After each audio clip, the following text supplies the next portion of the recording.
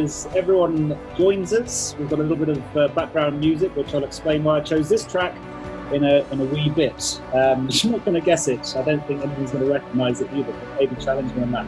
As always, if you've got questions when we get into it, please do leave them on the chat channel. We'll try to pick up as many as possible.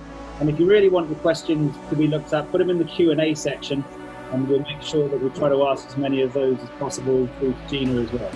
But with that, I'm going to ask Zila there to kick us off. Zila, I believe you're the Group Head of Investor Relations and now Communications. Is that right? That's correct. Good afternoon, everyone. And it is my immense pleasure to welcome all of you to this week's episode of the iOCO Inspire series.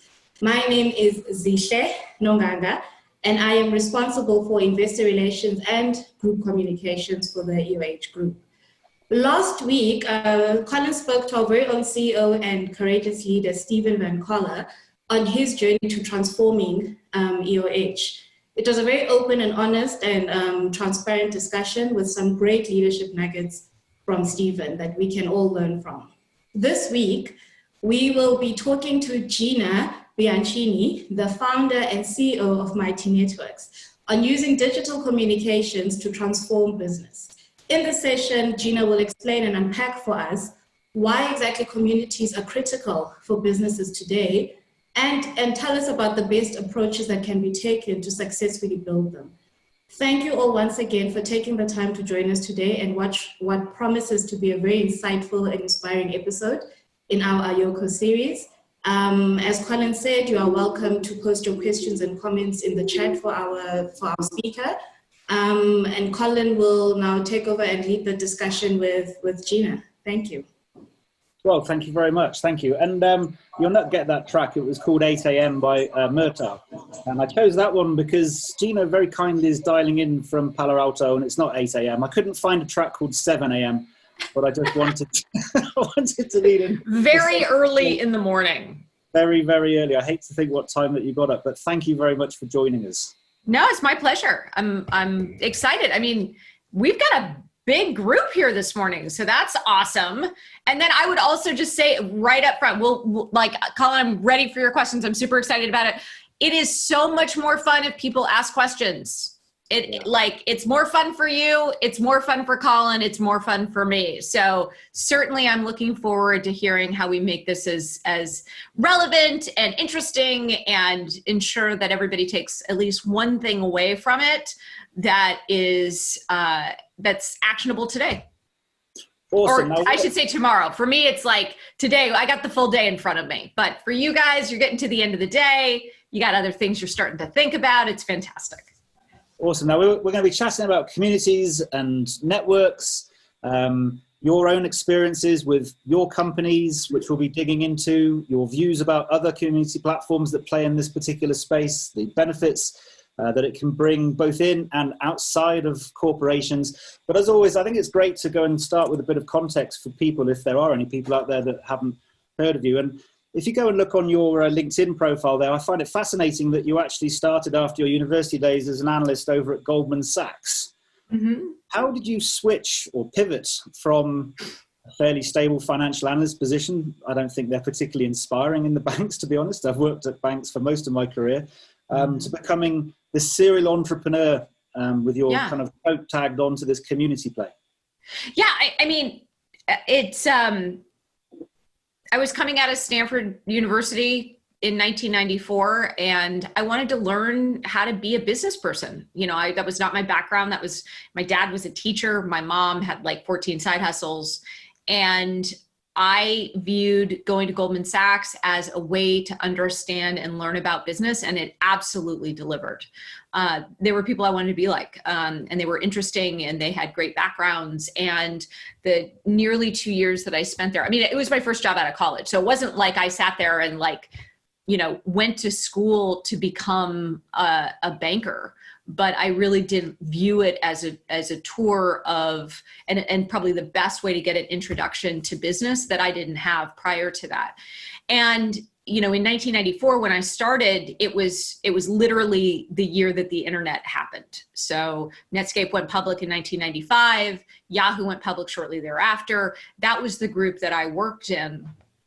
And so I got a phenomenal introduction to not just business, but technology business, or the business of technology, I guess would be a better way of saying it. And so, even having grown up here in Silicon Valley, Palo Alto, I grew up in Cupertino, California, where Apple is headquartered, moved all the way up 20 minutes north to go to school at Stanford. And now I still live in Palo Alto.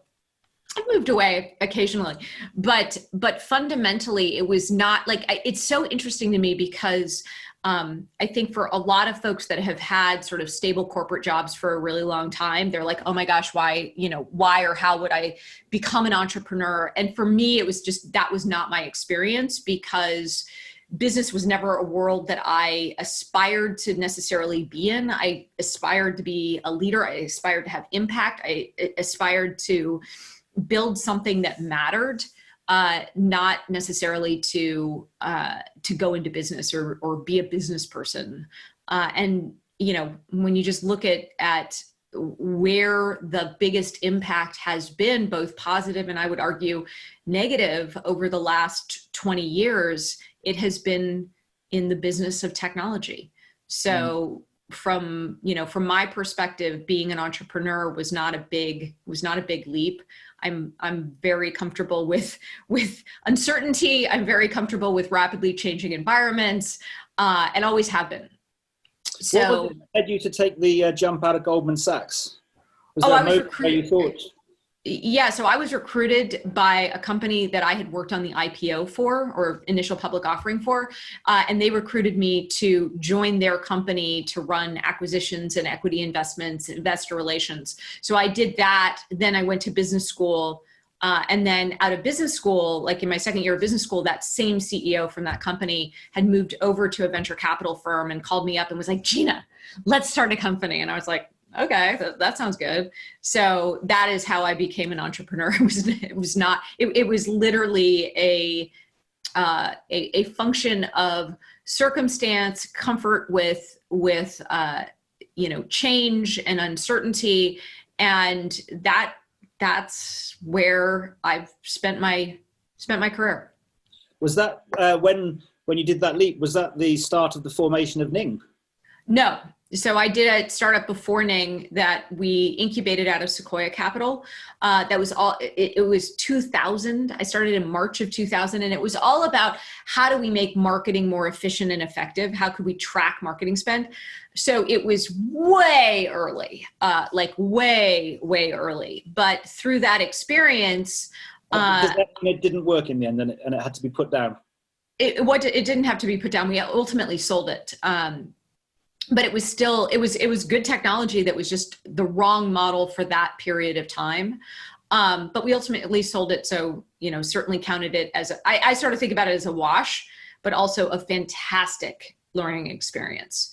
And so I did that from 2000 to 2004, and then went directly into Ning, in part because what was happening in 2003, 2004 is, we had the dot-com bust. So people who had moved to San Francisco and moved to the Bay Area and Silicon Valley to make millions of dollars, when the crash happened, they all moved away. And the people that were left were a bunch of really interesting, I would argue, massively curious, ambitious people that we all kind of knew each other. So, I had a friend who was starting one of the early social networking companies. And I was like, oh, that's really interesting. And then he had invested in, Facebook, and that was just getting started. And then another friend of mine was like, hey, Gina, let's start another company, let's start a company. So it was my first two startups were people asking me to start a company with them. And not until Many Networks was it like, I'm going to start a company. And so that was my experience into, and moving into what was really a new market, with a lot of really, crazy and interesting dynamics to it, for sure. Could you talk about Ning a little bit? A lot of people might not have heard it before, but that was an immense success.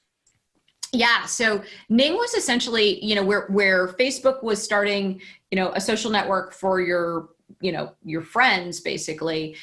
And actually, even before Facebook, there was something called Friendster, and then there was MySpace. Facebook was about college students. Another friend of mine started LinkedIn for sort of professional identity, and me and another friend of mine were focused on, could you do the same thing that happened with the web, meaning, millions of different websites, programmable to do different things because of HTML, and could you actually build that same kind of programmable platform for social applications? So having a bunch of primitives, as they call it, or functionality that you can kind of mix and match as a developer. So we launched that, and that was Ning, V1. And Ning V2 was kind of a recognition and realization that instead of having as our customer and our target a developer who would put these things together utilizing code to pull together, photos and videos and profiles, that we could actually do it for normal people who wanted to create their own social network, and drag and drop the ability to have photos and videos and profiles and messaging and wikis and blogs, and pull that all together in one place. So we launched that in February of 2007. So this was after MySpace was kicking ass, before Facebook was open to more than college students, and we just took off. And it was in part because the market was ready for that kind of creativity and quirkiness and ability to kind of have your own community, your own social network. And, then over the next, I guess it was three and a half years, we just saw Ning Networks take off. So we had Ning Networks for every conceivable interest, passion, subculture, musician, political group, all as separate communities, separate social networks, versus sort of one monolithic one. And then we sold that in 2010, and I started Mighty Networks to really take the same idea into the next, the next chapter, the next phase, which is where we're at today, and seeing pretty phenomenal growth, because what happened was, a whole new wave of people have, built followings, built audiences on social media or through email lists or other kinds of brand, audience building techniques. And they're all like, wait a second, I want to have my own community. I want to have my own community that's away from the noise and clutter of social media, the distractions of it. And more importantly, I want a community where my members can meet and build relationships with each other, and ideally do it on a path to master something interesting or important to them. So because of that foundation, we've gone from being a community platform and exclusively a community platform on, mobile and web, to having online courses that are built directly into a Mighty Network, as well as memberships and subscriptions, all the things that, a creator or an individual brand would want to be able to bring people together, introduce them to each other, and create what we call and think about as a journey to master something interesting or important to them together. Why can't you do that on Facebook? And if there are other platforms out there, shout them out.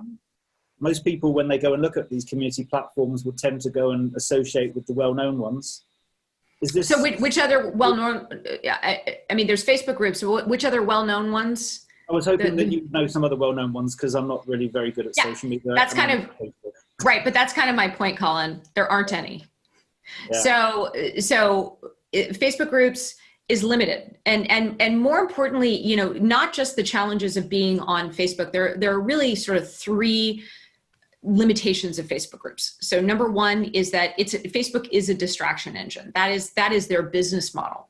So the way that somebody experiences a Facebook group is in their news feed, interspersed and interweaved with everything else going on Facebook. So Facebook does not care about whether you could use a group to bring people together and build new relationships that are mastering something interesting or important to the people in that group. That is not the point of Facebook groups. The point of Facebook groups is to have something else in your news feed that is in and around everything else happening. And so what we know about Facebook is that Facebook and the algorithm is completely out of the creator's control, but more importantly is really about heightening emotion.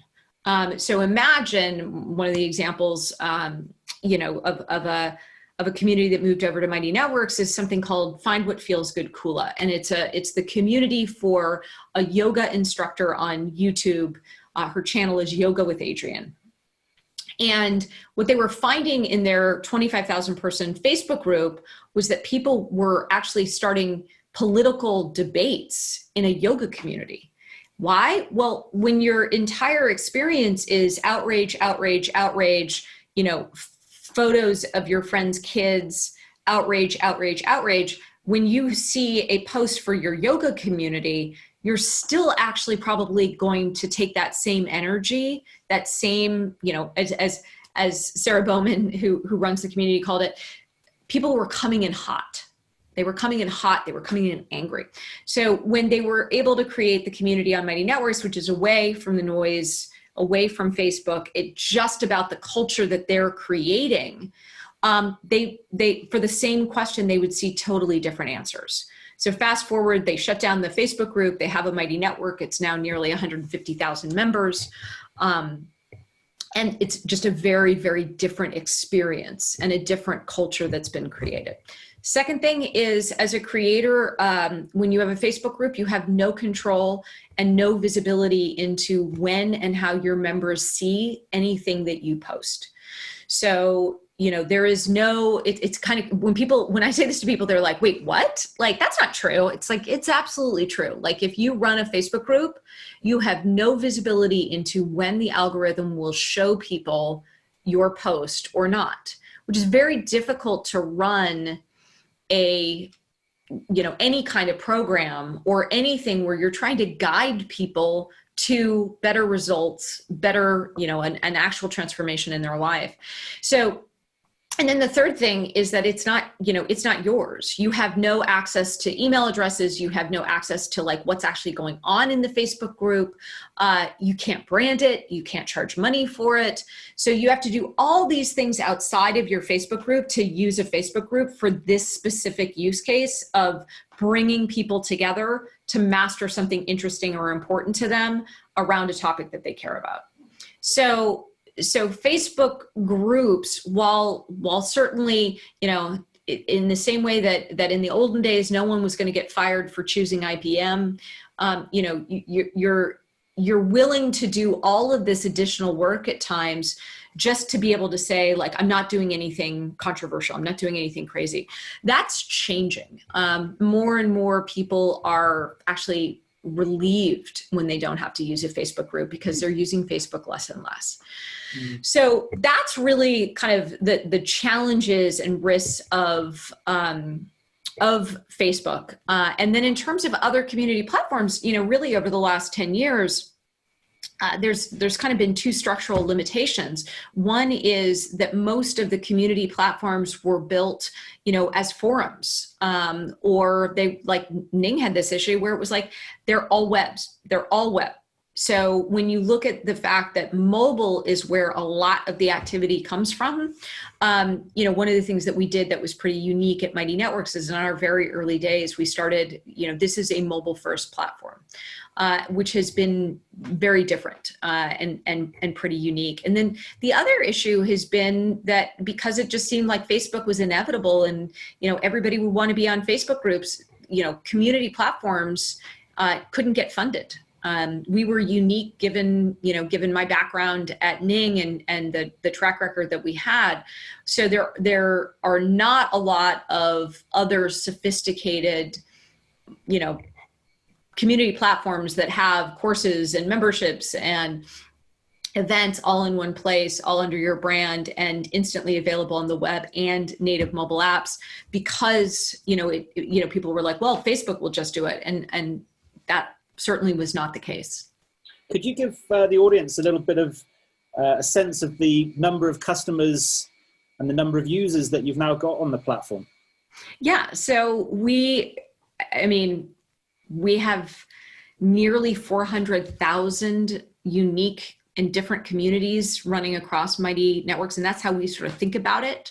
And therefore, primarily networks or communities in career. So people, again, mastering something interesting or important to them, how they make a living, how they progress in their careers, pretty clear that you would want to have a community of other people, not a transactional kind of like profile-based experience like LinkedIn, but really like, how do we get better at what we do? How do we define success for what we do and how we do it? So career, health, and wellness. So a lot of networks that are thriving on Mighty are around health topics, around wellness topics, around spirituality topics. There is a hunger for people to be able to have a community mastering a topic related to, psychology and spirituality and, how we live to how we define our values and how we live to them across the things that are most important to us. And then lastly, it's sort of a bucket of other important interests where, there is sort of a strong learning or education component to it, whether that's parenting or whether that's personal finance or, retirement. All of those are successful kinds of networks on Mighty Networks today. And so you can see across, career, health and wellness and other important interests, it's really anytime you can bring people together, led by, a creator, led by a host, as we call them, that's mastering a topic together, that there are results that members are there to get and are there to support, encourage, and learn from each other in that pursuit of different results and transformation in their lives. That to me is the future of communities. And certainly, it's not, nobody needs another place to go and like chit chat. Like we got that with our friends on iMessage. We have that with WhatsApp. We have that in all of these places where it's really about like, I actually want to do something different 6 months from now. I want different outcomes than the ones that I'm able to get today.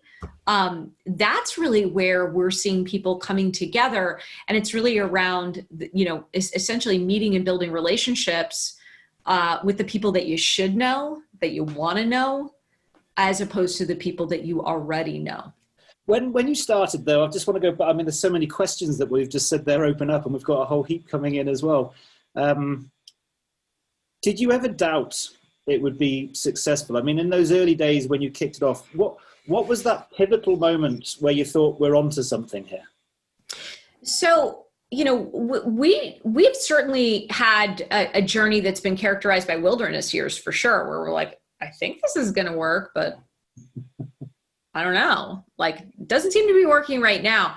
But here's the thing that I had going into Mighty Networks and have today is I had already had a successful platform with this customer, serving these creators, serving whether it's individuals or, digital small businesses or larger brands that wanted to bring people together to master something interesting or important to them.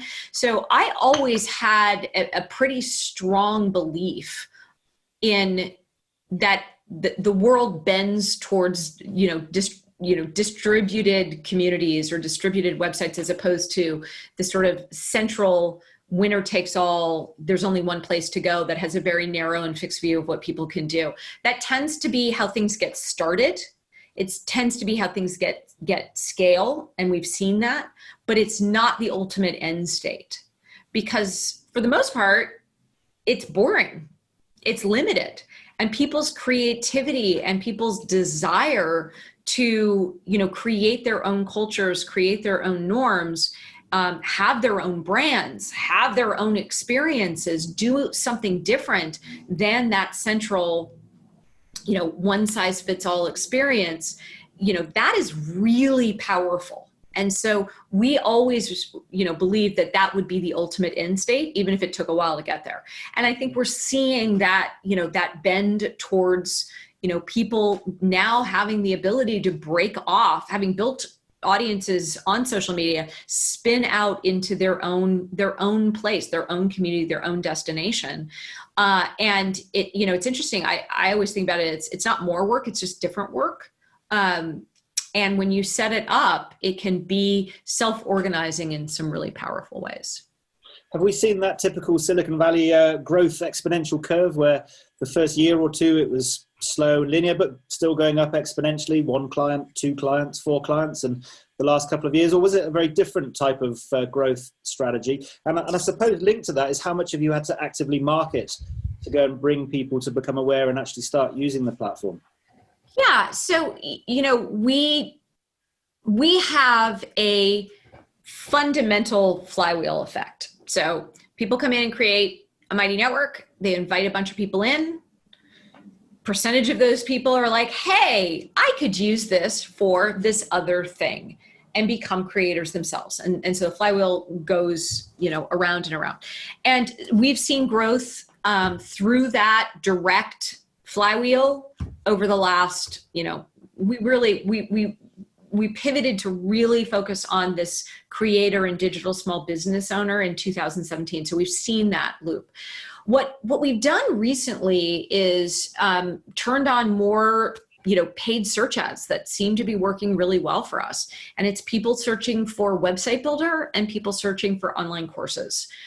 They find Mighty Networks and they're like, wow, I can have my website and a community and bring people back. And when I'm ready to experiment or launch, courses, or I can do paid memberships, I can have a freemium model. And when they see all of these things and the fact that they can have it both on the web and native mobile apps, that are the ones that show up in the app stores, that's really where light bulbs start to go off for people. And they're like, oh my gosh, I can do so much more here. I can engage so much more heavily here. And we're seeing members love it as much as our hosts or creators do. Yeah, I love that flywheel effect. I mean, I came across Mighty Networks originally actually as part of the Abundance community. Oh, yeah. And it took a wee while to work out what the platform was hosted on because they've taken away the branding from Mighty Networks. But once I worked it out, then what happened for that flywheel is a lot of the people on the call today, this call is hosted by iOCO, part of VOH. One of the work streams there was to look at something to start bringing more community together within EOH, and Mighty Networks names popped up. They've now been using that for about 12 months or so. And so, by the way, and that means that we might get quite a lot of questions from the guys from EOH. But as far as I'm aware, this is the first example of a listed corporate using Mighty Networks internally as opposed to other corporates. Is that not the case? No, we have some other corporates using it as well. So let's go into that corporate side of things, because where you see community platforms, because again, that feels like a space that there's really a gaping demand for platforms to encourage collaboration and communities and sharing, knowledge sharing, and really trying to build people up, help each other out. Yeah. And the existing platforms, again, what have you got? Workspace. And then you start tapering off. You end up with lots of platforms which are about productivity and chat channels. So Slack or project management with Trello, Microsoft Teams and so on. It still feels like a gap. Do you see Mighty Networks starting to develop further to go and try to support that corporate space as well? Or is this an area which is actually a bit more tricky? It's not quite the same as running the yoga. So we've actually, we had a number of years actually where, we were working with corporates. And the reason that we shifted and to really focus in on creators and digital small business owners was actually not because corporates are, the wrong use case or anything like that. It's just when you have thousands of customers, paying customers, you're going to learn faster as a platform and ultimately deliver a better solution to corporates who move much more slowly and don't necessarily give great feedback. So it's just a matter of timing and sequencing. But here's what I would say about the corporate opportunity.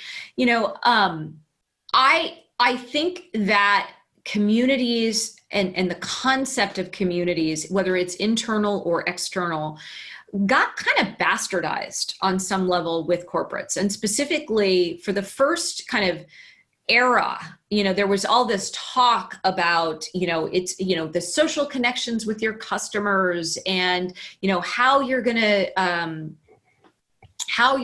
to, create a two-way conversation. And what it kind of turned into was, hey, imagine you could get support done for free by essentially not paying your customers to do support for other customers. And so that's really where, whether it was Jive or Lithium were sort of the two big, or kind of still are, but not really, like the two big enterprise social platforms. Or it was all about social media and social media listening and content management and all of that. It all so corporates in my experience never kind of took a step back and said, you know what, we need to have our own network. We need to have our own network effect, and not just for our current customers and not just for support, but we actually have an opportunity to own our market. And if we actually own our market and build our own network effect, meaning we can create a network that is about them, not us, that is about how we are establishing a way for our customers to master something interesting or important to them, like their job, and how they build their career, we could actually be an ingredient and a partner for them, such that not only if they're that being a customer is better, but also even if you're not a customer, we are going to stand with this particular profession, who, by the way, is probably our customer. And so what happens though in companies is, traditional or much more conventional thinkers, whether that's on the marketing side or, people that have grown up doing things the way it's been done forever, they'll come in and be like, well, if people aren't talking about us, then, why would we be paying for this? Or, well, Facebook has, they know how to do something we don't know how to do, which is simply not true. These are strategic questions to say, hey, our customer is a small business owner, or our customer is an IT professional. They wake up every day thinking about, how do I do my job better? How do I take on more responsibility? How do I make better, more well-informed decisions about, what I do and what I bring to my company? How could I actually have a network of other IT professionals that allow me to look great with my leadership team?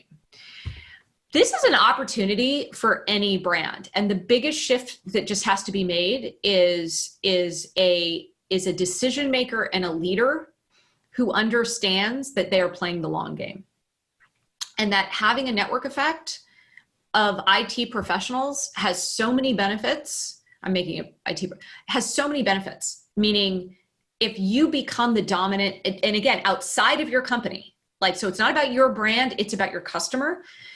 The person who owns, the entity that owns IT professionals in a network that feels like it's semi-independent. What I think is so short-sighted of so many companies is that once they have that, they can keep all their competition out.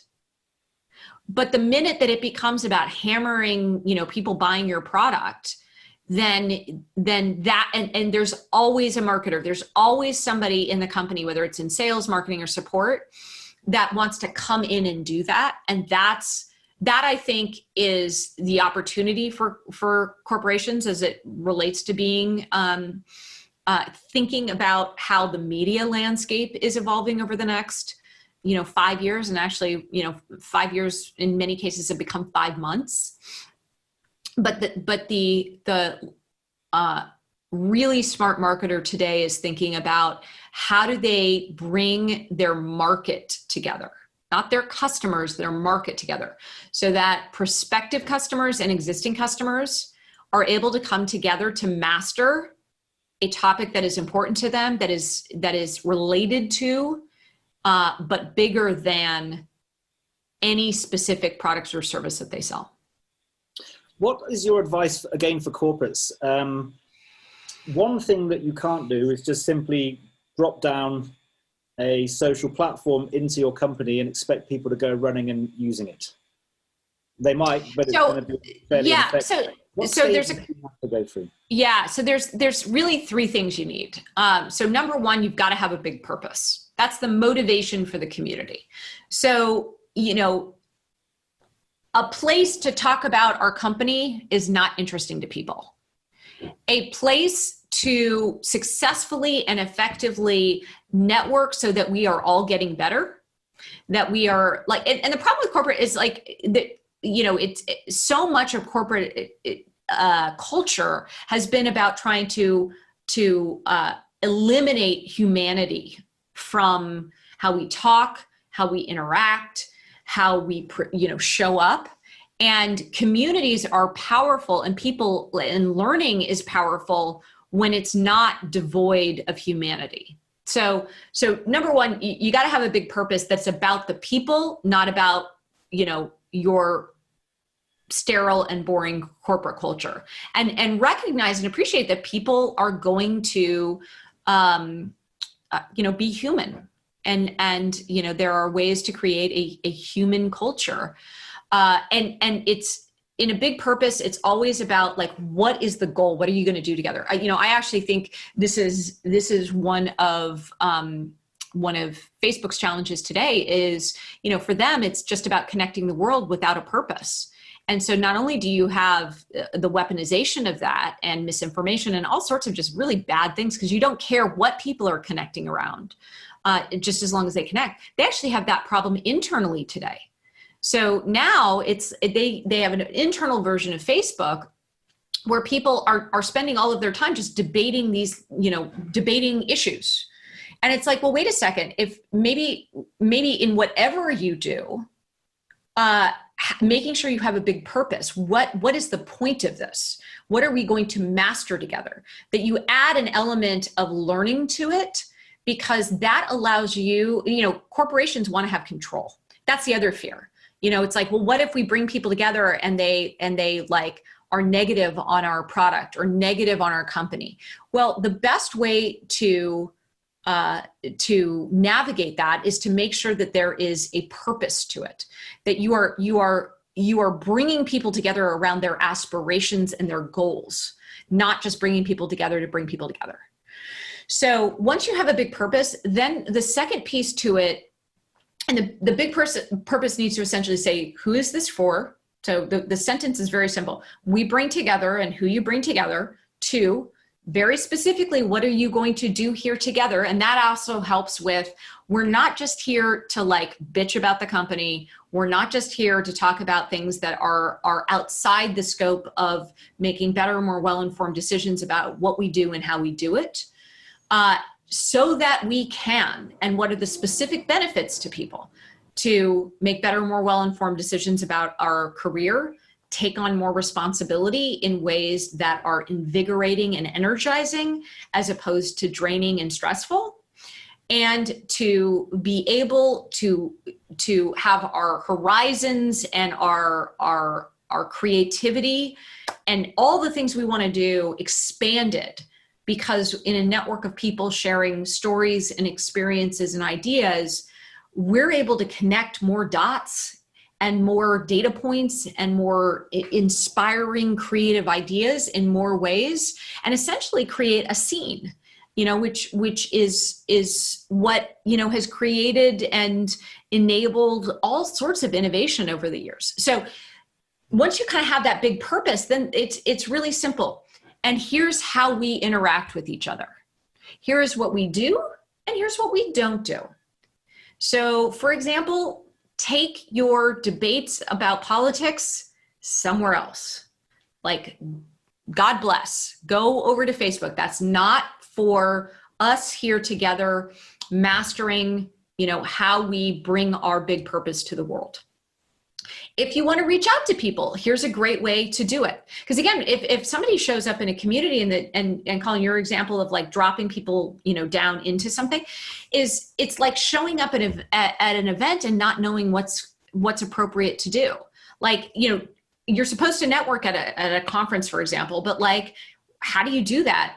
Like, if you show up with your friend, you just paid like $500 to go to a conference for the day and you talk to your friend the whole time. You could have done that without going to the conference, you know, or you're there by yourself and you like want to meet people and you don't know how to meet people. It's like, if you sit down at a table, like, are those going to be the people you want to meet? You know, so if you think about that in an online context, it's like, well, am I going to look like a spammer if I post this? Is this the right thing to kind of post here? How do I reach out to somebody? Like, nobody wants to give, like, if you leave all of those things open for interpretation, nobody wants to like try to figure that out.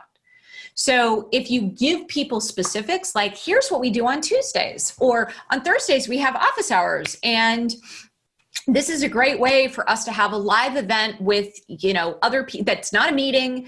It is designed to, you know, help us workshop a specific challenge or a specific goal in a confidential environment.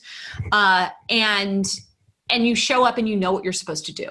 So that's really where kind of, whether it's a creator or whether it's a, you know, mentor, like whatever it is, you want to have somebody and some structure so that people don't feel like they're showing up and they're not too busy, especially if the big purpose is really clear as to what it is and why it matters. People are excited, they'll join. Where engagement falls off a cliff is if they don't know how to engage. And there's no consistency and there's no opportunity. Like, you got to have a host ask the question or like, hey, this is this week's challenge. So what I want you to do is answer these 3 questions and post them in the community. Do you agree to do that? Why would you do that? Because you're actually going to have the benefits that we just talked about in our big purpose. So it's definitely something which needs structure. It needs to be managed. It needs a calendar. It needs people to be taken. But none of the, like, to be clear, Colin, none of those things are hard. And once you set them up, you need about 30 days to set the habit. And then once you have that, you can roll. But I think the opening point was where I was going to get to, that at Power of Purpose. I can never resist doing a call without always talking about purpose. You mentioned it for communities. How important has it been for all of your business ventures? I mean, it's essential. Especially for you know, startups, this notion that it's not always, like, even if my hours aren't banking hours where I was working, you know, 100 hours a week, running a startup and creating, you know, is essentially creating something out of nothing. And when you do that, it is all consuming. So if you don't, you know, if I don't wake up in the morning thinking to myself, this is important because we are unlocking people's ability to master something interesting or important to them in a community that, you know, does not exist anywhere else. And we want to unlock the power of these creators, these mentors, these people who can bring people together to master something interesting or important to them. And the world needs it. The world needs it now more than ever. Why? Because communities are the single best way to navigate rapid change.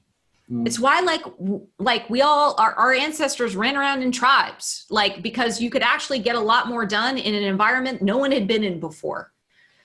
And that collaboration and that creation and co-creation was essential to survival. And I would argue the same thing is true today. So if you don't have a community to figure out what is the new playbook, you know, we are all operating in uncharted waters. And if we think that, like, the world is going back to where it was even in January, we're kidding ourselves. We're not going back. We're going to evolve from here. You know, so the best way to figure out what is the new normal is in community, and especially community that has a purpose. Like, what's the new normal for startup entrepreneurs? What's the new normal for IT professionals? What's the new normal for, you know, a parent of school-age kids? Like, all of those things are up in the air today. And the single best way to start to put together new solutions, seize opportunities, but also navigate challenges is to bring a group of people together to say, all right, we're in uncharted territory here. What and how do we want to start to break down what's happening, where we're going from here, and also build our own resilience, creativity, energy, enthusiasm, passion for where we are and where the world is going. We've got some big challenges to tackle. And I believe that communities that have a purpose to them are the single most effective way to start to navigate challenges. I mean, we're not going to solve. What's the future of communities? This comes in from Diego Soroa. I mean, what do you see as being the future for these online communities? This, you look at the technologies that are coming, with VR, AR, 5G, and so on. Do you see big transformations in utilization, and where do you think this is all going? Yeah. So I was going to say, I think we're going to have more focused communities. I don't think it's about the technology. I don't think it's like, oh my gosh, VR is going to fundamentally change communities. I think video does make a huge difference. And we're seeing that right now. I think it's also going to be, a lot of the technology is not going to be so much about like machine learning and AI today. There's a whole bunch of basic stuff just in terms of like, how do we present ourselves online? How do we surface what matters? And in a community that is built around a specific topic or a specific outcome or goal, you're going to ask different questions. You're going to want to know different things about people than what they have on their LinkedIn profile or their Facebook profile. But I think the reality of the world that we live in right now is that we have some totally uncharted territory that we are in today. And it's not just a global pandemic, and it's not just climate change, it's everything.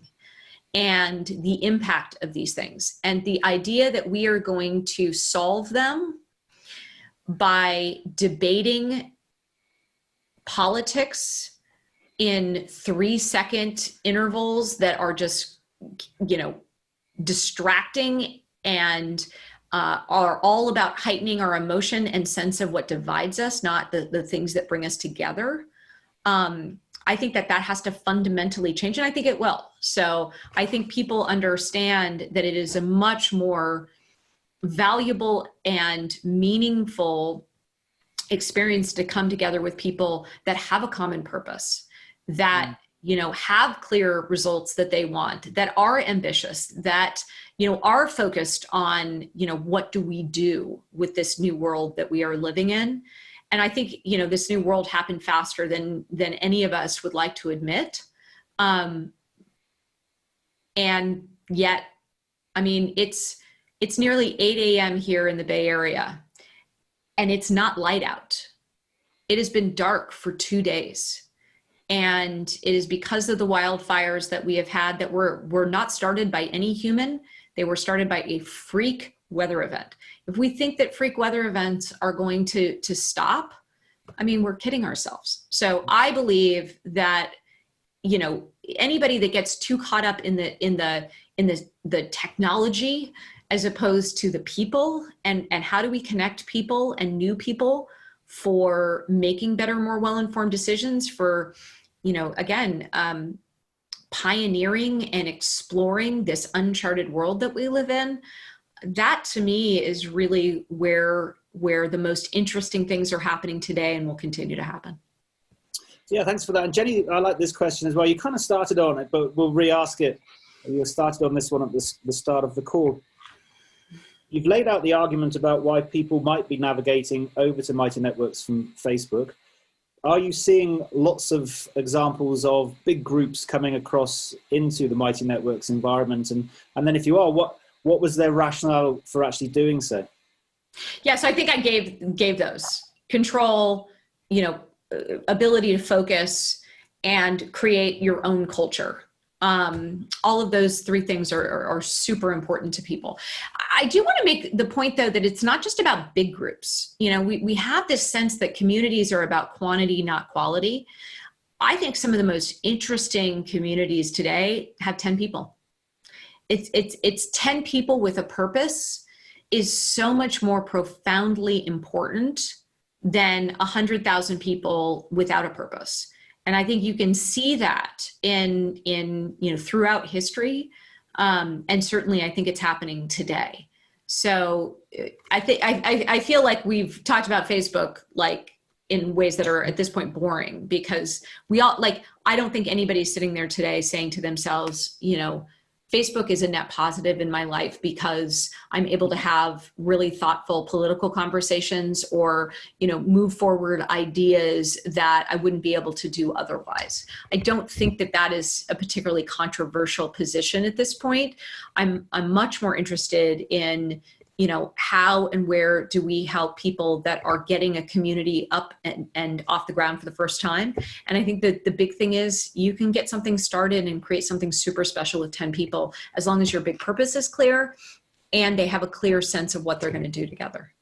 And the results a lot they're of going to generate. communities that get started are a bit like sort of startups, I suppose. Many of them will, fail and die away, and then there'll be some ones that come on strongly and become, massive. Yeah, I challenge that. This notion of like, yes, today there's a power law curve, meaning there's, there's a handful. I actually think the software is going to get, certainly the software we're building and we're committed to is designed fundamentally to make more of those 10 people communities successful, because 10 people communities become 100-person communities.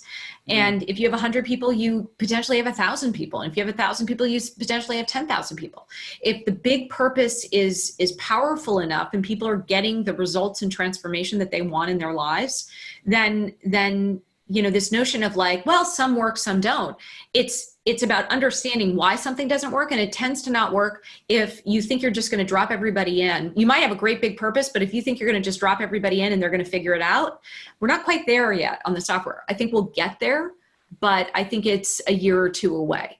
So then, if you don't have a big purpose and you're like, we should have a community, and it's for something that people don't care about, like talking about your product, versus how your product enables them to be the very best professional or, anything that they want to do. And I think that the next generation of marketers are going to understand that. And it won't just be about like, we built a community by the number of followers that we have on Instagram. Because it's not just about, I talk out at you, you talk back at me. It's about how am I creating a network that is going out into the world and making better, more well-informed decisions, about the things that are most important to them, have a much clearer sense of, the impact and possibilities that they can have, and how did our community, how did our network connect those people to each other to keep them engaged over the long term, to keep them moving forward in terms of the solutions that they want to have in their own lives, and how does our product then fit into that world? This is a great question. Again, I like this one. I can't resist, especially when you think about what you said about Facebook earlier. Do you exercise any kind of editorial control over the types of groups and communities that are being set up? That's a lovely question. Yeah. So we have a terms of service and acceptable use policy that, we certainly reinforce and enforce, I should say, enforce and reinforce. So from our perspective, as things get reported that are inappropriate, we look at them to see if they violate our acceptable use policy. We'll shut them down. It's really not that controversial. It never should have been controversial. So yeah. It's a question that's always fascinated me. When I look at leaders that are active on social media, we can use Elon Musk as probably one of the most well-known examples, the power and the influence, the support they get, whether it's internally with their teams or externally. What advice have you got for leaders? Because a lot of them find it really difficult to engage on social community platforms. Yeah, social community, they're two fundamentally different things.